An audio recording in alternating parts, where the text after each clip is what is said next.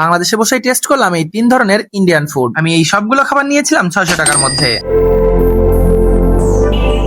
অনেকেই হয়তো এই খাবারটা টেস্ট করেননি। যারা এই খাবারটা একবার হলেও টেস্ট করেছেন তাদের কাছে কোনটা ভালো লেগেছিল, দোসা নাকি পাওভাজি? এছাড়াও তাদের রয়েছে সাউথ ইন্ডিয়ান চিকেন ভুনা খিচুড়ি ও মাটন ভুনা খিচুড়ি। তাছাড়া চাইনিজ আইটেম আর ফাস্টফুড আইটেম তো থাকছেই। এই সকল ধরনের ইন্ডিয়ান খাবার টেস্ট করতে হলে আপনাকে চলে আসতে হবে।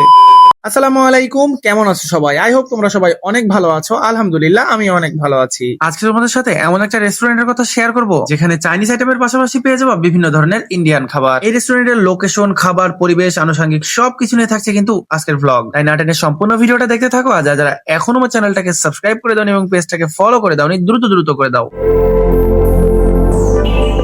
পরিষ্কার পরিচ্ছন্ন, নিরিবিলি মনোরম পরিবেশ আর রুচিশীল ডেকোরেশন আশা করি আপনার কাছে ভালো লাগবে। তাছাড়া তাদের স্টাফদের ব্যবহারও যথেষ্ট ভালো। হ্যাঁ, আমি বলছি ক্যাফে আড্ডার কথা।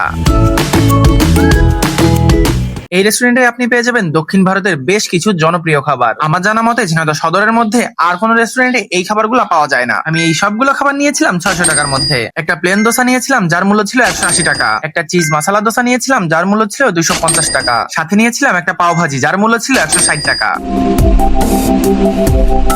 সত্যি বলতে আমিও এই খাবারটা ফার্স্ট টাইম টেস্ট করতেছি, তো এর এক্সাক্ট টেস্ট কেমন আমিও জানি না। ফার্স্টে আমি এই দুই ধরনের দোসা টেস্ট করব। প্রতিটি দোসার সাথেই ছিল 2 রকমের কারি ও 2 রকমের আচার। প্লেন দোসাটা মোটামুটি ক্রিস্পি থাকলেও বাতাসের কারণে চিজ মশলা দোসাটা একটু নরম হয়ে গিয়েছিল। তবে টেস্টের কথা যদি বলি, অন্যরকম খাবার হিসেবে এটা আমার কাছে বেশ ভালো লেগেছে। তবে এই কারিটা আমার কাছে খুব একটা ভালো লাগেনি। তারপর আমি টেস্ট করেছিলাম এই পাও ভাজিটা, যার মধ্যে ছিল 4টা বান আর সাথে ছিল কারি, আচার ও সালাদ। বানটা একটু ফ্রাই করা ছিল বাট ভিতরটা সফট ছিল। কারি, আচার ও সালাদের কম্বিনেশনে পাও ভাজিটা খেতে সত্যি অসাধারণ লাগছিল। তবে আপনারা যদি এই খাবারগুলো ট্রাই করতে চান তাহলে অবশ্যই ক্যাফে আড্ডা কর্তৃপক্ষকে আগে থেকে জানাবেন, না হলে এই খাবারগুলো অ্যাভেলেবেল পাবেন না। যারা একটু ভিন্ন স্বাদের খাবার টেস্ট করতে চান তারা এটা ট্রাই করতে পারেন। এই ধরনের ইন্ডিয়ান খাবার টেস্ট করতে হলে আপনাকে চলে আসতে হবে ক্যাফে আড্ডাতে। লোকেশন জানতে হলে কমেন্ট করুন। আজকের ভ্লগ এই পর্যন্তই। দেখা হবে পরবর্তী কোনো নতুন ভ্লগে। সেই পর্যন্ত সবাই ভালো থাকবেন, সুস্থ থাকবেন। আসসালামু আলাইকুম।